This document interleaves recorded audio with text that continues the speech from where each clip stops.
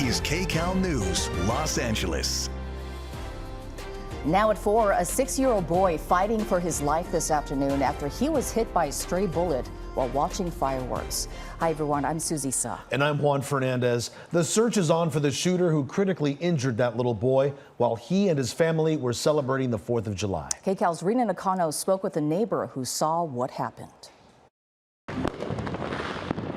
In an instant, a July 4th block party on East 40th Place in South LA turned tragic. But everybody was just having fun outside, and basically we heard a little bit of a screaming. Neighbor Margarita Oriana says around 8:30 Tuesday night, one of the kids suddenly yelled that her brother, Brian Robles Jr., was bleeding. A neighbor shared these photos of the 6-year-old with us. The mom just told us that something fell on his head. At first, Oriana says that all the adults believed it was debris from fireworks, but doctors later confirmed it was a stray bullet that hit him. Neighbors told me that more than a dozen calls to 911 went unanswered, so they had to take matters into their own hands. Her mom was just like, please take me to the hospital. So that's when I took him in my truck to the hospital. Oriana says she first took them to California Hospital, but paramedics quickly transferred the boy to County, which is where the 6-year-old is being treated now.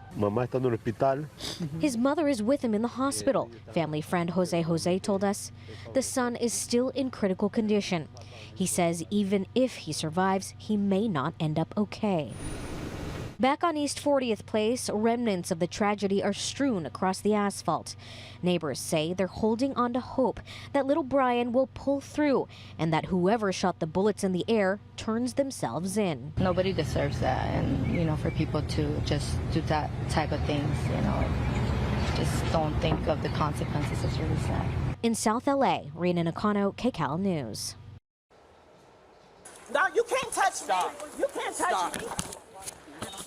Accusations of excessive force by LA County Sheriff's deputies after this confrontation with 2 people in Lancaster. A woman, as you see there, was thrown to the ground and pepper sprayed while the man was handcuffed. KCAL News reporter Jeff Nguyen is in Lancaster with the latest on this case, which is now getting national attention. Oh, no! We actually watched it and we were crying. Juanette Colors is reacting to video of a woman being taken to the ground by an LA County Sheriff's deputy. Colors is part of a law enforcement watchdog group in the Antelope Valley that's calling for a change after the release of body-worn camera video from the Sheriff's Department. Stop. Commander, I'm not doing anything. Call the commander. The Sheriff's Department says it has launched a use of force investigation into 2 deputies following a robbery call at the Winco store in Lancaster on June 24th. Detained for what? For what? Listen. What have I done? The deputies were detaining this man for questioning when a woman began recording it on her phone. Then this happened. Get on my road. No, you can't touch me. You can't touch me. Get down on the ground. Get on the ground. The Sheriff's Breaking news right now, pursuit of a driver in a stolen vehicle. There it is right there, and Desmond Shaw is live overhead in KCAL. Desmond, where are you and what's going on? Juan and Susie, we are southbound on the 5 making our way into Castaic. This came out of Kern County. It's a pursuit that began with Bakersfield PD. It sounds like someone was giving a transient person a ride, and then the transient person decided to steal that vehicle, this black vehicle in question right here. So started with Bakersfield PD, then it went to Kern County CHP. They've since handed it off to LA County CHP. LA County Sheriff's Deputies helicopter is overhead. So they got it covered now from the ground and from the air. You see CHP units here in close pursuit. One of the rear tires, we understand, is flat. We did hear about a spike strip that may have happened earlier. Coming over the grapevine certainly would be a good place to do that because of fairly light traffic conditions. So one tire is out, 1 of 4. Here, a stolen vehicle after a Good Samaritan gave a transient a ride, and then it was basically stolen right out from under them. We're southbound on the 5, had some pretty high speeds. Things are starting to slow down now, and probably because, we have a flat tire. So now, well into LA County, getting into Castaic and Santa Clarita. Juan and Susie. Desmond, you mentioned traffic. We're looking at your shot there. It doesn't look like there's a lot of traffic ahead of this pursuit. Is that the case right now? pretty light traffic conditions. I'm looking southbound towards the 126, and no slowdowns whatsoever. CHP behind the pursuit is running a traffic brake with a motorcycle unit and several other cars to hold traffic back so that they don't get involved in this one, and to maybe also give units some extra space if they do want to do another spike strip or something like that. I say another one, but it's not clear if that happened earlier or if this vehicle got a flat tire by some other means, if they ran up on a curb or hit a nail or something like that. But southbound on the 5 now, will be at the 126 shortly. We'll see what this suspect decides to do, but just so unfortunate when it sounds like someone was trying to do a good deed and then they have their vehicle stolen from them. Yeah, and I wonder, Desmond, how this car was stolen once the other person was driving it. I want to bring in Mike Rogers at the assignment desk to add to that. Yeah, so I was been talking to a whole bunch of different agencies. CHP up in Bakersfield. I just left a message for Bakersfield PD. They're the ones that started this. But when CHP was relaying information to the LA County Sheriff's helicopter that's overhead, the person didn't really indicate. They were trying to sort out, was this armed? Was this, how did this exactly go down? And they weren't able to immediately get those details, but the person who called 911 kind of reported, like, I was, told the police I was trying to do a good thing. This person took advantage of me, and now he has my car. So that's where we're at with this. Now, was it he got out at a gas station and this person jumped into the driver's seat? So far, we haven't heard anything that would lead us to believe this was any kind of armed takeover. Right. I feel like we would have heard right. Because that would elevate the situation. Sure. That would make it a 215, which is a carjacking. So if the car was taken by fear or force, then it would be a carjacking. If it's just a simple vehicle theft, then the person who owns the vehicle likely was not right in the immediate vicinity of the car when the car was taken. Maybe this person asked the driver, right, to stop at a 7-Eleven or somewhere, get a drink for both of them. We've all driven the 5 freeway. We haven't heard of any violence. Yeah, correct. We've not heard of any violence, no mention of weapons right now. And again, they're classifying this as what CHP calls a 10851 vehicle, which is a straight stolen. If it was any kind of force, they would have called it a carjacking suspect. Okay, that's very interesting to know. Desmond, you were giving us a real tight shot of the tire there. Is that the tire that was blown out, that front left tire? Well, it kind of looks like it. Let me double in here. Actually, we're like quadrupled in here now.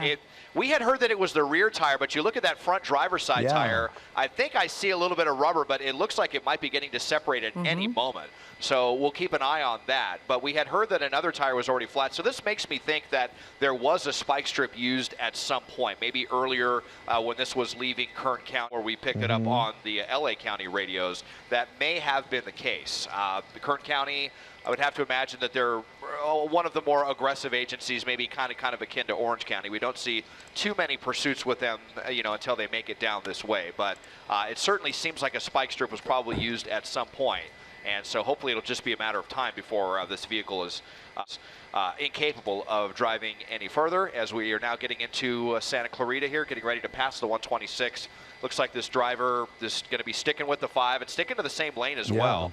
At least we're not seeing any really insane driving. We had heard about some high speeds earlier, up to 100 miles an hour, but I don't think the vehicle is even capable of going that fast anymore now that we have at least one tire out. Well, they're making a great pace right now, going pretty fast. But, as we all know, driving down the 5 South, we're going to get closer and closer to traffic here as we go further south. And going downhill, too, right? It's going down the grade. And especially a day after a holiday. We've got a lot of people coming back from their holiday vacation here. And, to Desmond's point about the spike strips, I did hear even LA County, when they were further up in the mountains trying to set something like that up, the radio traffic was a little spotty for us when they were higher up in the mountain there, so it's unclear if they actually made any contact. But it almost appeared, I was listening to some traffic, and it appeared he may have either known or kind of at least had some sort of inkling, because they said for a while he was right up against the rear of a semi, and the airship described it as almost trying to hide behind the semi truck as they came down the 5 freeway. So obviously spike strips only work if there's nobody in front of the suspect vehicle, so it's hard to tell if he had any idea that was happening, or maybe it was a period of time before the LA CHP units were able to get in place and there was nobody behind him, so it's kind of hard to tell. But the sheriff's helicopter that's overhead is, I believe, Air 29, which is the Antelope Valley, the Lancaster-Palmdale helicopter, so they were able to get over the hill and join up with this, which is good because CHP's helicopter is on the way, but they came from Fullerton, so I'm looking at them on the radar right now. They're only in Lincoln Heights, so they've still got quite a distance to catch up with this one. And we're starting to see a little bit more traffic now, as you can see there in that shot. We also saw one of those CHP cruisers get a little closer. I'm really surprised, Susie and Mike, just how steady this driver is keeping that car. If he is with 2 tires possibly blown out. The fact that maybe just riding on a rim or on a flat tire, he's keeping it pretty steady there, downhill at a high rate of speed, well, now 55 miles an hour or so, and just staying in that lane. Yeah, and definitely the fact that there's not a lot of traffic around this person, definitely a plus for this person, obviously, because of the fact that they don't have to maneuver, as we often see during pursuits, in and out of traffic and cause more danger to people around. So that's certainly good news this afternoon that there aren't a lot of vehicles out there.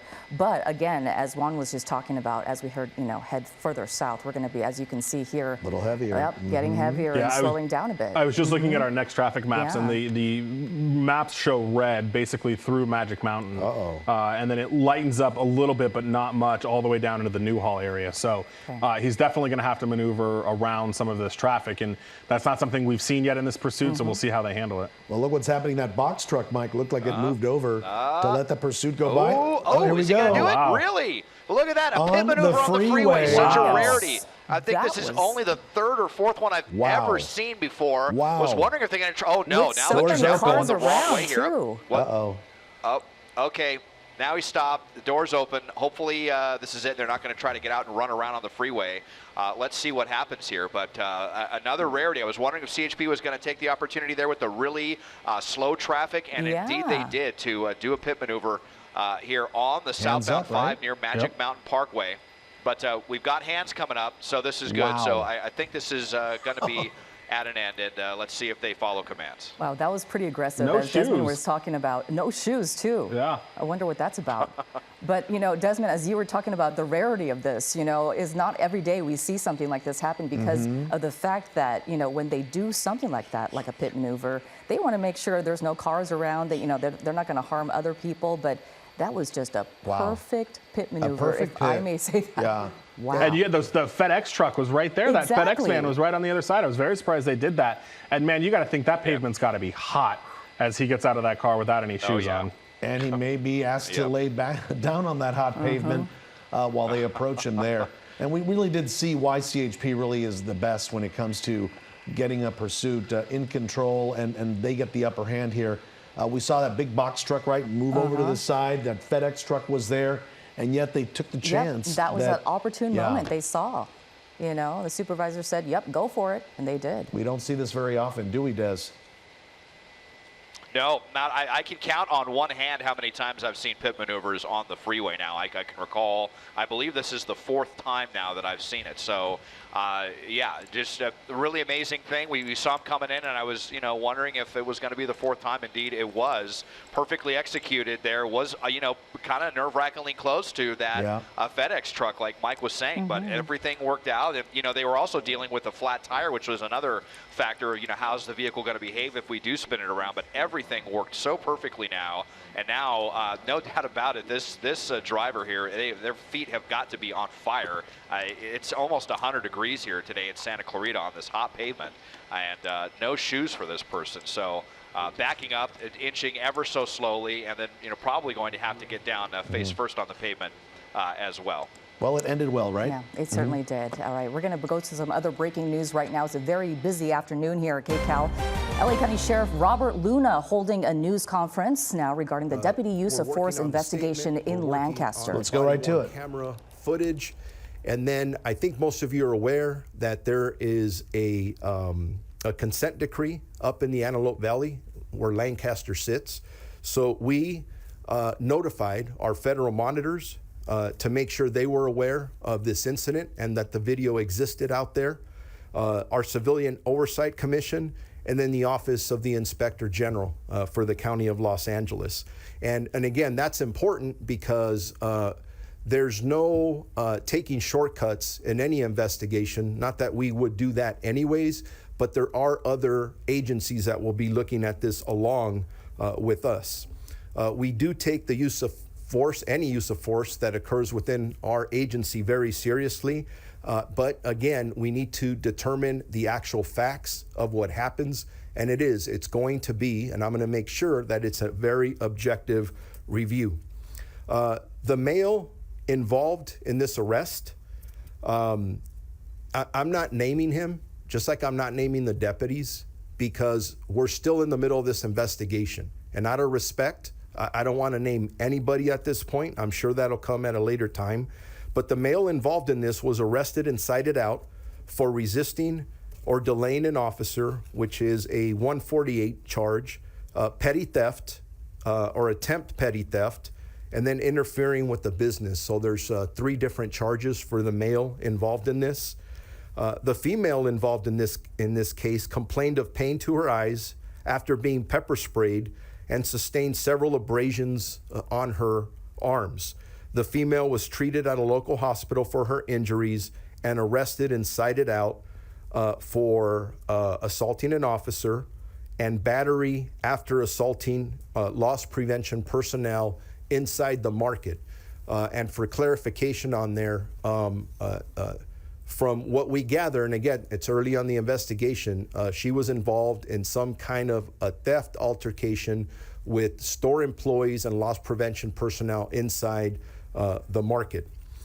I have asked Chief Dennis Neer, who's standing right beside me. He's the chief that oversees our Northern Patrol Division, along with Acting Assistant Sheriff Myron Johnson, who is currently in command of the department's patrol operations, to personally oversee this incident and to keep me apprised of all updates. And it's not only myself, but standing right next to me is Under Sheriff April Tardy, who oversees all our administrative or internal affairs investigations. Myself, Under Sheriff Tardy, Acting Assistant Sheriff Johnson, and Chief Neer have collectively spoken with the variety of elected officials at the city, county, and state level, including County Supervisor Catherine Barger, State Assembly members Mike Gibson and Juan Carrillo, and Mayor Rex Paris. I have spoken to them. They're concerned about this incident, and I've talked to them over the last several days. I've also spoken to several community leaders, religious leaders in the Antelope Valley. And then as I conclude these statements, what we've directed our command staff to do is to organize a meeting with community stakeholders later on this week. Those phone calls have already started. We're still trying to identify a location and work with others to put this, but it'll give the community an opportunity and our community leaders out there to bring forward their concerns regarding this incident. And our full intent is to work with the community. And based on some of the community outcry that I've heard, there has been some challenges out in that area, and we want to make sure as we move forward collectively, not only as the Los Angeles County Sheriff's Department, working with our elected officials and our partners in the federal government who've been seeing this consent decree over the last 8 years, that we are moving in the right direction. Although I look at this incident and I got to tell you, it's a bummer to see it. I always think we can do better, but again, I don't know all the facts. And as we get them, we'll be sharing them with our community. So I thank you again very much for being here with us today. And now I stand ready to answer questions. And you give me a second. He raised his hand. We're still looking at that. Obviously, it looks to me, or from what I'm gathering, that they went there together. They were involved in the dispute inside the market together. Somebody identified them as husband and wife. We don't know that for sure, so we're still looking at that relationship. Sheriff, you called it disturbing. Could you expand on that when you saw this videotape? What exactly was disturbing about it? When you see a use of force of anybody in uniform, and with any community member, but obviously there is a woman in this video, and again, we don't know all the facts. So in order to stay objective, I mean, no one likes to see that. I don't think anybody ever wants to see any force being applied in any manner, especially from somebody in uniform. But when I go back and you're reviewing this, you try to put yourself in the position of the community member and what she may have been feeling. But at the same time, if I'm looking at this objectively, what were the deputies thinking? Meaning they're responding to a robbery.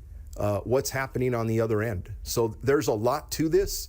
So I ask for the community's patience to allow us to look at this objectively and figure out exactly what happened.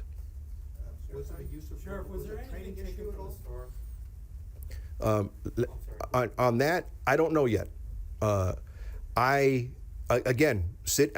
I tell you what I think, I'm not being fair, because as I sit here, I'm telling all of you, I don't know all the facts. But that's what this team is going to do. There'll be others looking at this. The Inspector General will be looking at this. I'm sure our Civilian Oversight Commission will be looking at this. And then at the end, we'll figure out, is it a training issue? Absolutely could be. Is it misconduct that could lead to discipline, from lower levels of discipline all the way to dismissal? That's all on the table. I do not know yet, and I wouldn't be doing my job if I told you what I thought it was here in front of you now. And I'm sorry, there was a question back here. And were the suspects in possession of anything when you made that arrest? That's part of what we're still looking into. Everything you just asked are the questions we're asking, and we'll find out as we're moving forward. Sheriff, you're looking at the two actions of the two deputies to begin with. But some people in the community have indicated, as you hinted at, you said there may be some challenges to how patrols have been done there in the Lancaster area. Some of the people are convinced that the actions go beyond the two deputies. It's the attitude that's coming from the commanding officer in the Lancaster area. Not putting any blame on him right now, but will this investigation go beyond those two deputies to look at the chain of command and how activities have happened regarding patrol operations in Lancaster? Yes, and that's an excellent question, because as we look at this, people are focused on what just happened on the video. Obviously, I've already said it, it's concerning. We will look at that to see those factors. We also have to look at the response. Who called? All right, What that they was said. Sheriff Robert Luna speaking our about the station investigation being personnel, launched what into they deputies' heard, use what of they force in an dispatched. incident in Because Lancaster, you've gotta saying look that at the we mindset need to of our determine the facts responding first, employees when and they it get will there. What be did an they hear objective happen? review. He says that they're A going to lot has to do organize with a the way community they meeting soon responded with or community reacted leaders to in bring their the concerns If they got a regarding call this one, incident. That's right. The Inspector General, the Civilian Oversight Commission, going to be looking into this as well. Is it a training issue? Is it a misconduct issue? Of course, the sheriff saying they do not know all the facts yet, but this is a priority, him being very transparent there as to what's happened. From the sergeants. Well, the summer heat is sticking around across the Southland, but that's not stopping people from getting outside. That's right. Meteorologist Alex Biston is live this afternoon at the San Dimas Farmers Market for our community next weather forecast. Hi there, Alex. Hi, Alex. Hi, Juan and Susie. I have to say it is so nice to get out of the weather center and get into the San Dimas community here in the beautiful San Gabriel Valley. It is warm out here. We are looking at a sunny sky, temperatures in the upper 80s to low 90s. So it's warm. I'm standing in the shade, but it's a little bit more comfortable as you get out of the sun. So I do want to tell you, of course, exactly what is going on here at the San Dimas Farmers Market. There's everything, vendors from food to local arts and crafts, and of course we're going to highlight all of that for you coming up. But I also want to get to your forecast, as we will continue to see lots of sunshine as we head through the week. We'll see some clouds bank up across the coast as we head into the overnight hours. Of course, we'll have a look at your 7-day forecast that's going to be coming up in the next half hour, and of course highlighting lots of local vendors here at the San Dimas Farmers Market. Juan and Susie, back to you. We love a nice farmer's market, yes, don't we, sounds like Susie? fun, Oh, yes. yeah. All right, Alex, we'll check back soon. Up next here at 4, are you looking to make a splash at your next barbecue? The hottest new gadgets that could be the talk of the party. Plus, food on film. We're going to learn the magic behind creating a culinary cameo in some of Hollywood's biggest movies. Weather on KCAL News is sponsored by Sweet James Accident Attorneys. Let's get back to our breaking news now. A chase of a stolen car from Bakersfield that ended on the 5 freeway in Santa Clarita. The chase started when a driver called 911 saying they gave a man a ride and that man took off with the car. Assignment editor Mike Rogers at the desk. Mike, a rare freeway pit maneuver brought this all to an end. It did, Juan and Susie. You know, we were kind of talking about it with Desmond there, and you can see this guy was coming down the freeway and he hit some traffic, and that really is what gave CHP their opportunity here. Now, we've got some more video we can show you from KCAL. This started in the Bakersfield area, came all the way through the 5 freeway, handed off to LA CHP, and at some point during this, he lost the front left tire, the driver's side tire there. It's unclear if it was a spike strip. As I listened to some of the radio traffic, we learned that he also was driving on the shoulder, so it's possible he hit some debris, but there's that pretty rare pit maneuver. We don't see that very often, especially when there's cars right nearby, but CHP executed it just perfectly. Now, we did have to break away from you to bring you that press conference, but here's how it ended. They asked him to come back, not wearing any shoes. He eventually laid flat there on the ground. CHP was able to take him into custody. Now, you see that's a canine unit right there with CHP as well, so they were ready for anything. As we come back out here to the desk, we are waiting on a call back from Bakersfield PD to get some details on exactly what happened, where this started, when it started. But what we know so far from CHP is that the person who owns his car was just trying to be a nice guy and give somebody a ride, and that person, according to this 911 caller, took advantage of that situation and stole the car. Juan and Susie? They sure did. All right, nice to see it came to an end. All right, thanks, Mike. The country is facing the possibility of what could be the largest and longest labor strike in more than 6 decades. More than 340,000 UPS drivers may hit the picket line after talks broke down between the company and Teamsters Union. Each is accusing the other of walking away from the negotiating table. The current contract is set to expire at the end of the month. Union members have authorized a strike if no deal is made. The Teamsters have given UPS a June 30th deadline to bring a last, best, and final offer to the table. Millions of daily deliveries are in jeopardy if a deal is not made. Well, if you're having a pool party or just grilling outdoors this summer, you're going to want everything to go perfectly, of course. KCAL's Michael George this afternoon gives us a look at some of the hottest summer products.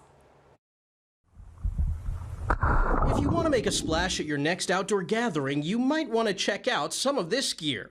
For summer, you think about gadgets that can help you get outside, to share experiences with friends, maybe do some grilling, listening to music. CNET's Dan Ackerman shared the site's picks for the best summer products, including these Mesa tabletop stoves from Solo Stove. You could do s'mores. And this is pretty affordable.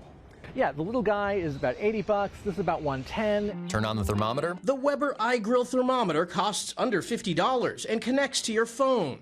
So I like my steak medium rare. This will tell my phone when it's at that perfect temperature. You get the alerts. You don't have to be here watching the thermometer. This $30 grill set from Grill Light has built-in flashlights. I used to do a lot of nighttime grilling, late evening grilling, and I wish I had something like this.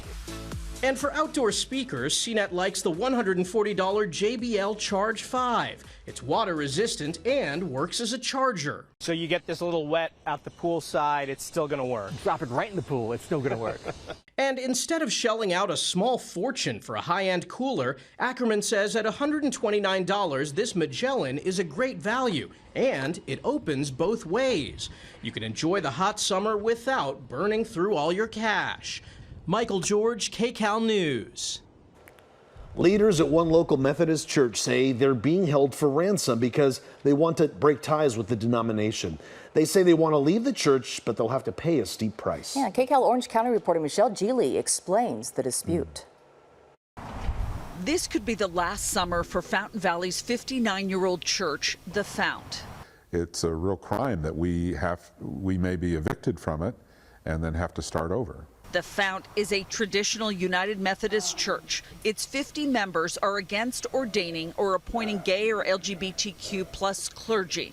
The Fount follows the denomination's book of discipline. Pastor Glenn Hayworth says these rules are being ignored. Our membership and over 6,000 other churches in the United States feel that while we love all people and embrace them as God's children, we do not believe that the acts of homosexual practice are allowable under the Bible. And so our stance is to hold true to that. The pastor says because the United Methodist Church is drifting to the left and continues to ignore the teachings of the Bible, his church must disaffiliate and operate independently. The soonest this church could disaffiliate from the denomination is November, but first it must come up with a payment of more than $3 million. This is something that the pastor here at the Fount says would be impossible. The money would be paid to the United Methodist Church of Southern California. In an email, Reverend Sandra Olwine, who oversees the fount, explained that a church doesn't own its property. If there's a disagreement over homosexuality, a particular church has the option of buying the property from the United Methodist Church for 50 cents on the dollar. It then owns the land free and clear and can operate as it chooses. We may end up having to just abandon the property and close down our preschool, close down the scout troop, close down the 4 other congregations that meet here. There are 21 other United Methodist churches in Southern California that want to cut ties as well. In Fountain Valley, Michelle Geely, KCAL News. Still ahead, they built it, but it didn't come. Yeah, a family left hanging after their backyard is transformed into a timeless recreation. How their field of dreams, though, turned into a nightmare. And crop art for Swifties. A farmer rolls out the welcome mat for Taylor Swift in his own unique way ahead of her upcoming concert. Bears are showing up in more Bay Area backyards, and wildlife experts are trying to figure out why. The state's Fish and Wildlife Department estimates the bear population has tripled since the early 80s, so they need to find more space. Experts say people need to do their part to make sure bears don't show up at their front doors. Putting water out, a bear showed up my camera, it looked like it was thirsty. I'm going to put some water out for it. I know the intentions are good, but it could end up being the end of that bear. Experts say if you see a bear, try to stay calm, back away slowly, don't run, and make plenty of noise. Twitter users can say goodbye to TweetDeck now unless they want to pay Elon Musk $8 a month. The social media company lets users monitor several different Twitter accounts from a single interface. And while TweetDeck has developed a new version, use of it is limited unless you pay for the verified blue checkmark. Taylor Swift is being welcomed to Kansas City in an unusual way. One farmer is creating a message in a wheat field. So far, it says, KC welcomes Taylor. And now he's working on her portrait, so that field will end up looking like this. Wow. So we kind of think this is the quintessential welcome to the Midwest and to the heartland. Well, he hopes Swift will get a chance to see the project herself when she comes to town Friday and Saturday for her Eras tour. Someone needs to show her this video, From right? the airplane, too, when she's flying in. Nice. Hard work, too. All right, up next, an itchy issue. People are feeling the bite. Ooh. What you can do to keep your family safe this mosquito season. This flamingo chick now has adopted parents after its biological family abandoned its egg before it hatched. Keepers at Whipsnade Snoo in England say they monitor the egg in a nursery and then put it in a flamingo couple's nest. Oh, that nest belongs to birds named Florence and Freddie, who have taken the chick under their wings now. And they take turns feeding the hatchling. And according to the zoo, the fluffy gray chick is now 2 weeks old and, as you can see here, doing well. What a cutie. And I heard they turn pink because they eat a lot of shrimp. That's right. what makes them pink, right? Exactly. That's right. So They're gray up for until now. then. All right. Thanks for watching KCAL News at 4. Our next newscast is moments away on KCAL News at 5 on CBS Los Angeles, Channel 2. And we're always on KCALnews.com and streaming on CBS News Los Angeles. We hope to see you again tonight on KCAL News at 8, 9, and 10. We'll see you later.